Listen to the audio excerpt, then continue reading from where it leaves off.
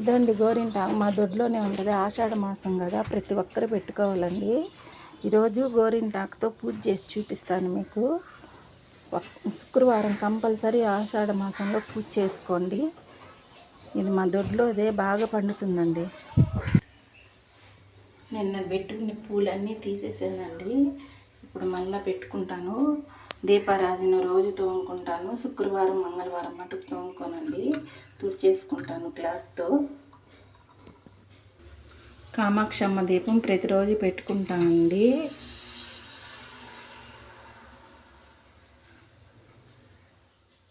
ఇలా క్లీన్ చేసుకున్నాక గంధం, కుంకుమ, దీపానికి పూజ చేసిన కుంకుమ అండి ఇది. అక్షింతలు దీపానికి కూడా పెట్టుకున్నాను. బుట్టయి లోపల కూడా పెట్టుకోవాలి. ఇట్లా అక్షింతలు ఒక్కరోని దీపంలో. మామూలుగా నువ్వుల నూనె పెట్టుకుంటానండి ప్రతిరోజు.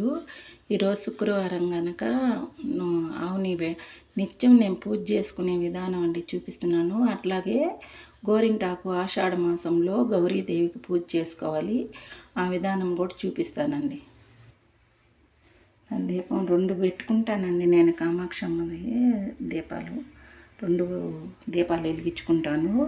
ముందు దీపంకి అంత పూజ అంటే పూలు అన్నీ అలంకరించుకొని మనం దీపంకి నమస్కారం చేసుకున్నాక మనం నిత్య పూజ అయినా ఏ పూజ మొదలుపెట్టినా ముందు విఘ్నేశ్వరుడికి పూజ చేసుకోవాలండి.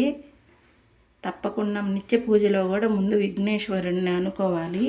వ్రతాలు, పూజలు, నోములు, పండగలప్పుడు కూడా అంతే అండి.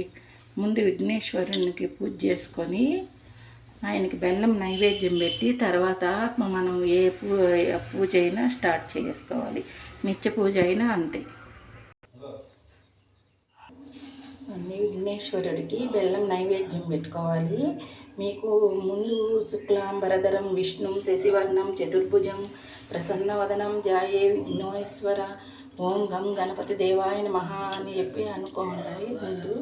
తర్వాత మాకు చెన్నకేతుల స్వామి అండి, మా ఇంటి దైవము. ఆయన అనుకోవాలి, స్మరించుకోవాలి. తర్వాత మీరు గ్రామ దేవతని, కులదేవతని కూడా అనుకోవాలి. మా గ్రామ దేవత కాటాలమ్మ. మాకు కులదేవత అనేది తెలియదండి. చెన్నకేశ్వర స్వామి. నాకు ఇష్టమైన దేవత అంటే దుర్గమ్మ అండి. నేను ఎప్పుడు నిత్యం దుర్గమ్మని అనుకుంటూ ఉంటానండి. దుర్గమ్మని ప్రతిరోజు తలుచుకుంటూ మనసులో కష్టమైన సంతోషమైన ఆమెతోనే పంచుకుంటానండి. దుర్గమ్మ అంటే మా అమ్మాయి అండి, అంతే. దాన్ని దీపాలు పెట్టుకున్నాక ఇప్పుడు పటాలకి పూలతో అలంకరించుకున్నామండి.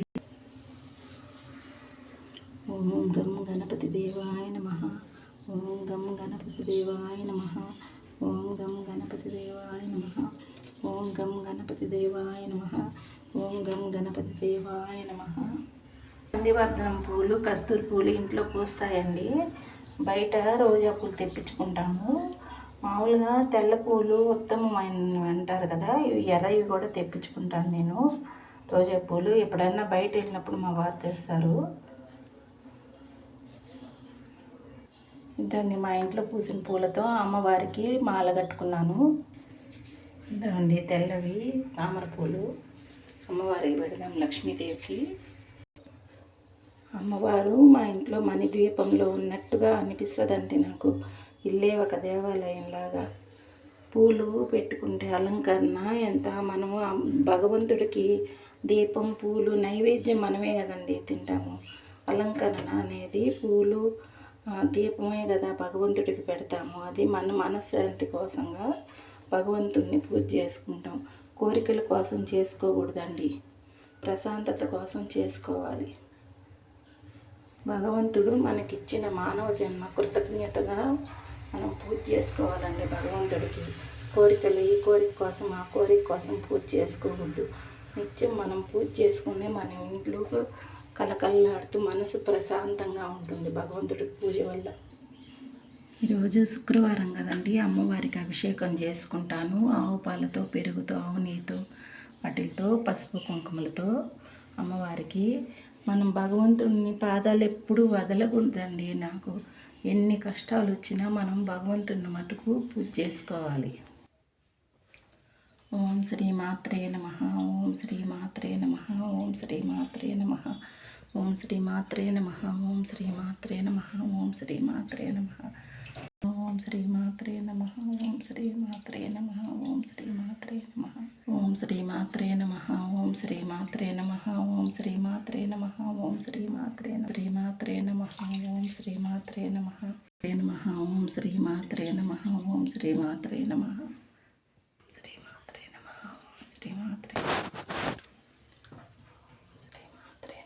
ఓం శ్రీ మాత్రే నమః. శ్రీ మాత్రే నమః. శ్రీ మాత్రే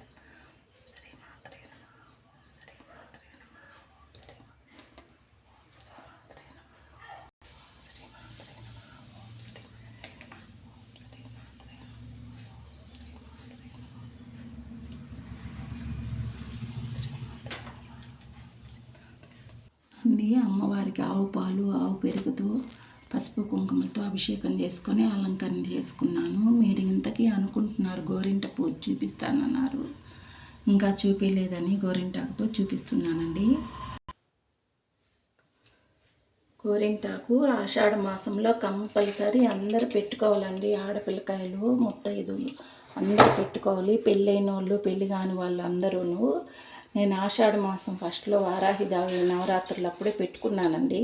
ఇప్పుడు మళ్ళీ ఈరోజు పెట్టుకోవాలి. ఒక్క శుక్రవారం అయినా ఆషాఢ మాసంలో గోరింటాకుతో గౌరీదేవికి పూజ చేసుకోవాలండి. గౌరీ ఇంట పెరిగింది కాబట్టి దీనికి గోరింట అని నామకరణం వచ్చింది.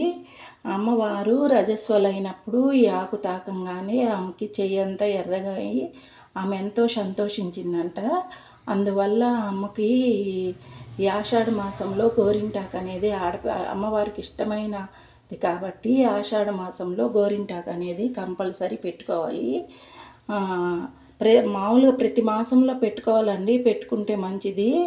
ఆషాఢ మాసంలో, శ్రావణ మాసంలో పెట్టుకోవాలి. పెట్టుకుంటే మంచిది. మనం పూజలు చేసేటప్పుడు కూడా మంచిదండి అమ్మవారికి. ఇది మనము చేసుకొని దేవుడికి పూజ చేసుకొని రుబ్బుకొని మనము ఎవరికైనా ముత్తైదువులకి ఇస్తే, పెట్టుకోమని ఆడపిల్లలకి కానీ పెళ్ళి కాని వాళ్ళకి కానీ ఎవరికైనా ఇస్తే మంచి జరుగుతుందండి. 5వ తనం వస్తుంది. పెళ్ళి కాని ఆడపిల్లలకి తొందరగా పెళ్ళి అవుతుంది అనుకొని ఇస్తే అరికాల్లో ఖచ్చితంగా గోరింటాకు పెట్టుకోండి. 5వ తనం పెరుగుతుంది.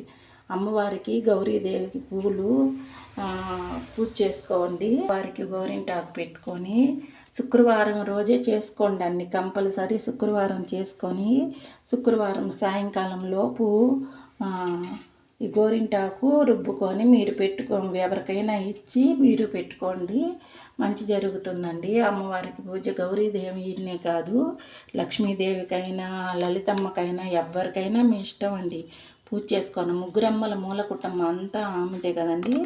అందుకని నేను దాని గురించి చెప్దామని గౌరీదేవికి పెట్టుకొని అమ్మవారికి గౌరీదేవికి ముగ్గురమ్మల మూల కుటుంబమైన చేసుకోండి. మీ ఆడపిల్లలకి పెళ్ళిళ్ళు కావాలైనా, మీకు 5వ తనము పెరగాలైనా, మీరు అందరూ సంతోషంగా ఉండాలైనా, పార్వతీదేవి అయిన గౌరీదేవి, లలితమ్మ, దుర్గమ్మ అందరూ లక్ష్మీదేవినైనా పూజ చేసుకోండి. కంపల్సరీ చేసుకోండి. శుక్రవారం రోజే పూజ చేసుకోండి. శుక్రవారం గోరింటాకు ఇవ్వండి, మీరు పెట్టుకోండి. అదండి. ఆవు పాలు నైవేద్యంగా పెట్టుకున్నాను. యాలక్కాయ పొడి, చక్కెర వేసుకొని మా ఇంట్లో జాంకాయలు ఉంటే అమ్మవారికి నైవేద్యం పెట్టుకున్నానండి. పూజ చేసుకున్నాను అమ్మకి. మీ ఇష్టం అండి. మీరు ఏదైనా నైవేద్యం పెట్టుకోవచ్చు. మనం ఇంట్లో ఉన్నటియే మనం తల్లికి పెట్టుకోవచ్చండి. సంతోషిస్తుంది.